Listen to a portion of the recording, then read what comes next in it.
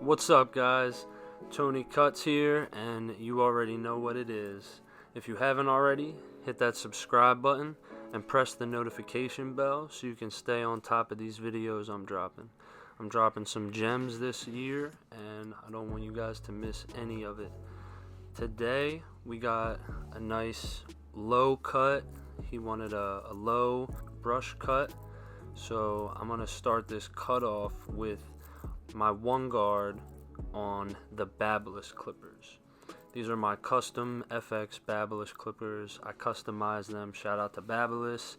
I love the blue. That's my favorite color. And now I'm just going with the grain because he wanted a nice low brush cut. He wanted to be able to brush it. He wants waves. So taking it down, but he wants it low. So I'm taking it down with the one guard, just making sure everything's nice and even. He kind of let me do whatever I want, so I went with a mid skin fade, and I gave it a little bit of drop in the back, but it's a very tight mid fade. You'll see where I start my skin line. My first guideline, I started with an arc going around the ear, kind of arcing it down towards his cheeks when I come around the ear to the front. And I'm using my ANDIS T outliners, cordless ANDIS T outliners for this. Now, I'm not pressing hard when I put the line in there first, and then I'm just coming up under and getting all the hair down to the skin with my trimmers up to that line. Making sure it's nice and clean and making sure it's nice and even on this side going around to the back. As you can see from this angle here, you can see the drop. You can see where I dropped it in the back, but it's at a very sharp angle going down, so it's still going to be tight. Now on the other side, now I'm going to tell you guys now, when I did this, I actually did this side a little lower than the other side. And I didn't mean to, but that's okay because I'm going to show you how I brought the line back up in a couple minutes. So right here, I'm going around the ear, and I didn't realize that on the other side, I had made this line a little higher. That line right there on the other side is a little higher. That's okay, because I went right in to start my second guideline with my ANDIS Masters. I have no guard on this clipper, and I have the blade all the way open. That means I have my lever pushed all the way down. If I push it all the way up, it's closed. I did my half section, which is my clipper open, about 1 inch to 1.5 inches wide, and then I just laid down the hair that was above that line. When you do that, you have a little bulk from the top, but I just laid it back down with a 1, and I just went right down. Smoothed all that out with the one guard. Now I started attacking the top line, what I'm using right now with my one guard, and I'm just flicking into the top. This is a very easy fade because it's a 1 up top. So I went with the grain, and then now I'm just going back against it, and by opening my guard and flicking right into that, you should have no problem getting that line out and blending it right into the top. As you can see, just from flicking it open and closed, I got a majority of the line, a majority of the bulk out. And now I'm just using my ANDIS Master clipper all the way open, and I'm just softening that invisible line that's there. I'm going to use that and my zero guard to do this. I used to not use my zero guard, and I would just use this clipper all the way open, and I would really exaggerate the flick. But I started using the zero guard more just because I feel like it really adds detail.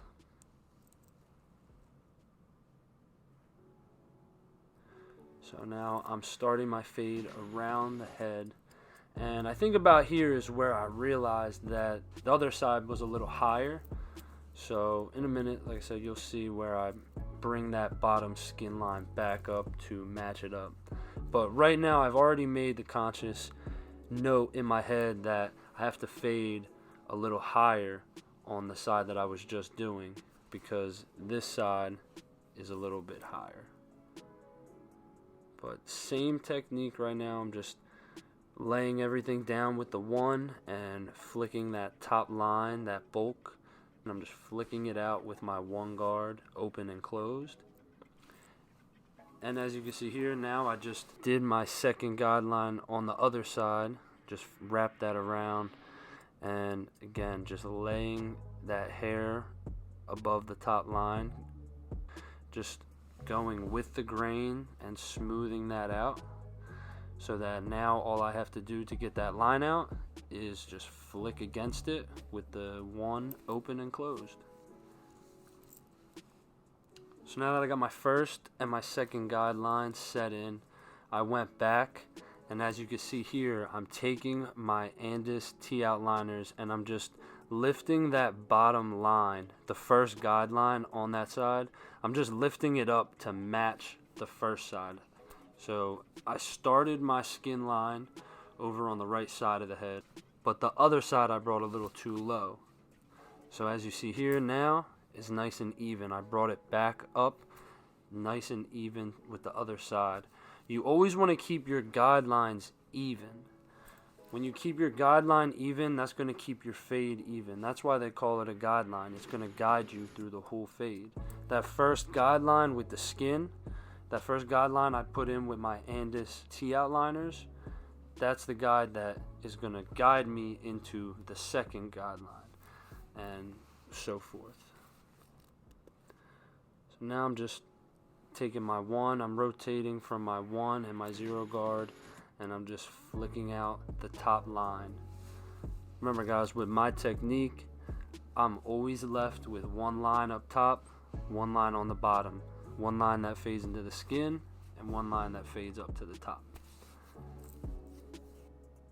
So right now I'm just fading, adding some detail with my 0 guard, just flicking away with my 0 guard, making sure that I have a light hand with this, and I'm just using the corners at some points, making sure I'm not just going straight up and down, I'm going side to side in a flicking motion, always flicking out.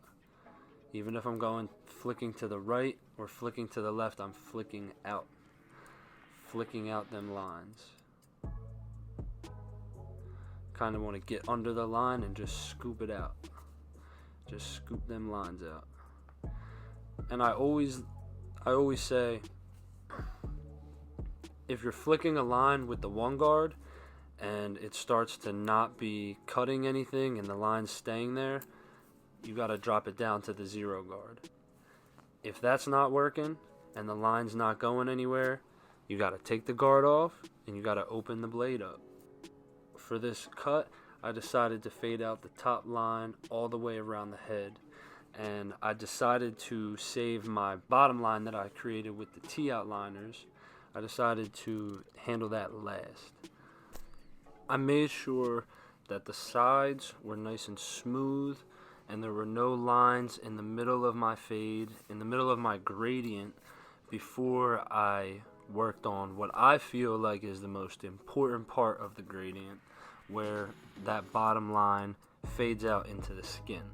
So I'm basically just repeating all the steps around the head to smooth out the sides and fade the lines out in the middle of the fade, and then I go and I attack my skin line, the first guideline.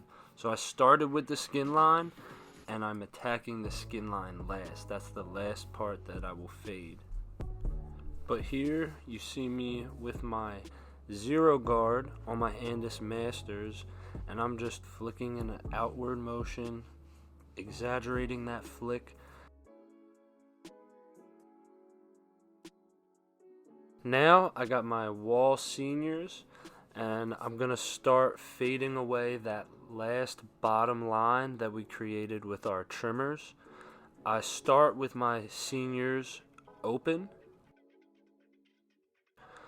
They cut pretty close, pretty tight. I got them set to cut tight but not too sharp, and I'm starting with my blade open The lever is all the way down, and I'm just flicking the entire section that I created with my ANDIS masters all the way open.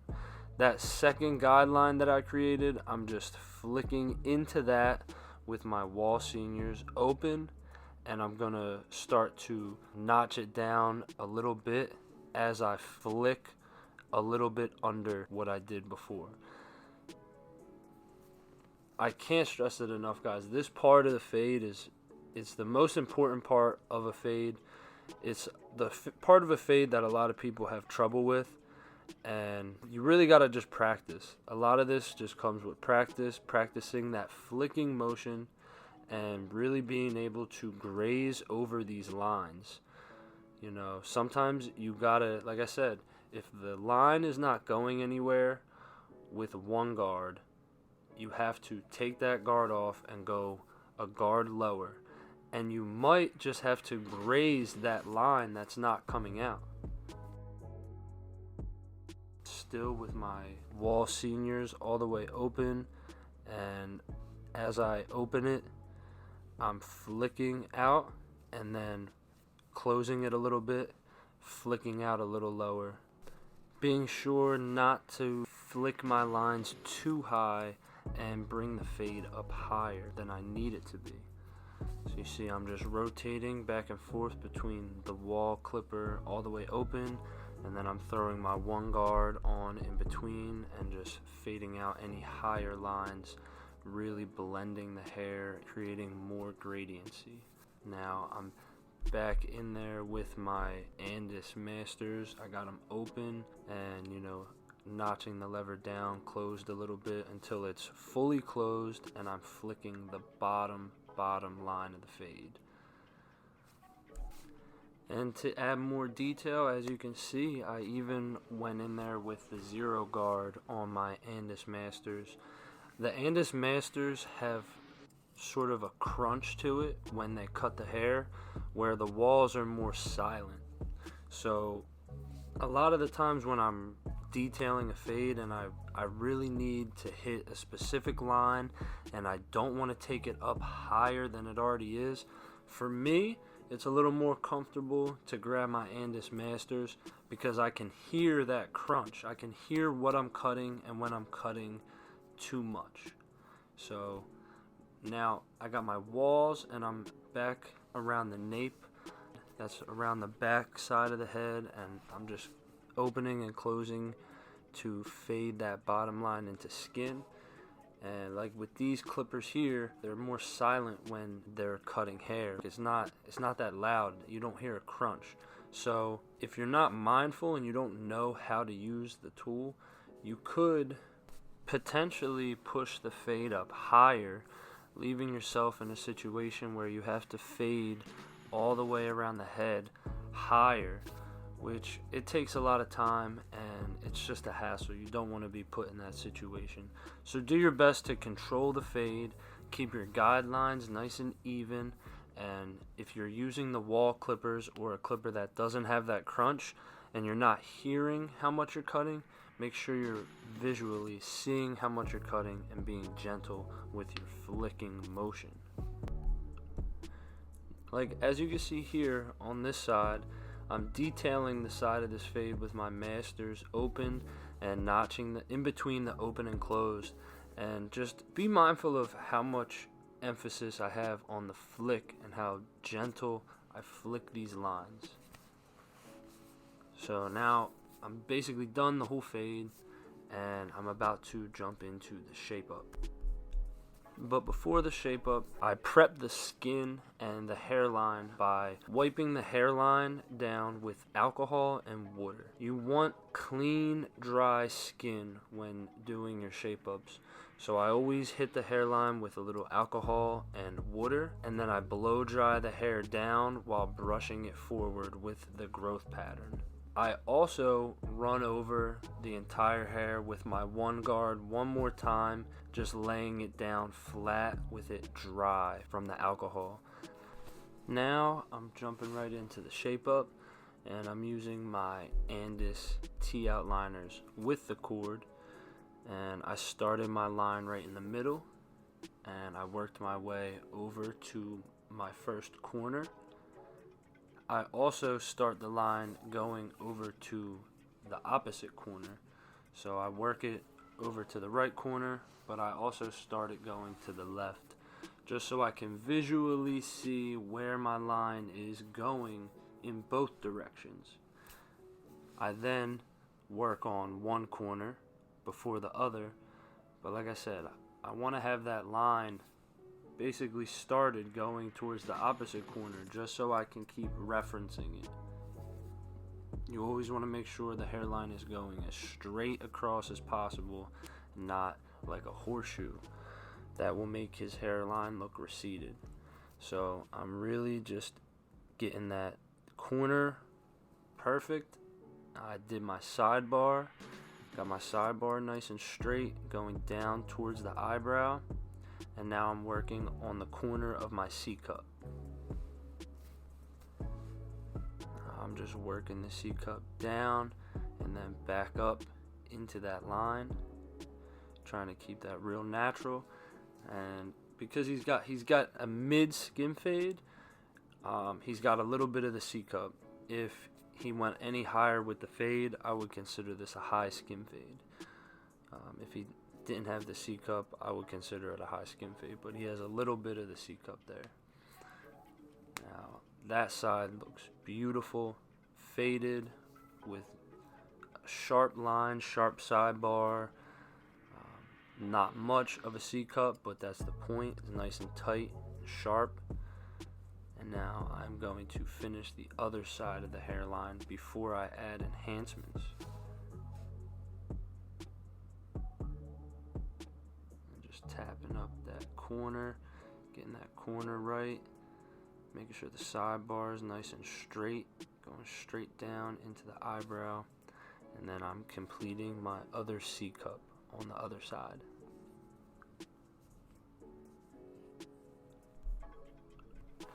Now I'm constantly taking a step back, looking at my line, and I am using the facial features like his ears, his eyebrows, and all that, just to make sure that I'm keeping all my lines symmetrical.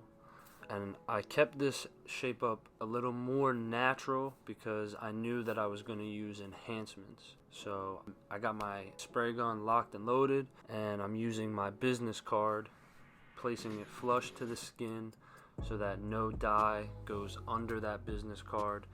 And I'm spraying it gently at first to kind of just feel out the spray gun, make sure it's spraying correctly. I don't want to overspray because it's hard to get that dye off once it's on. And I'm using my razor to really line it up and just lock that line in there and give it that white ash line effect as well. And that's why I do my shape ups more naturally, especially when I'm putting in enhancements.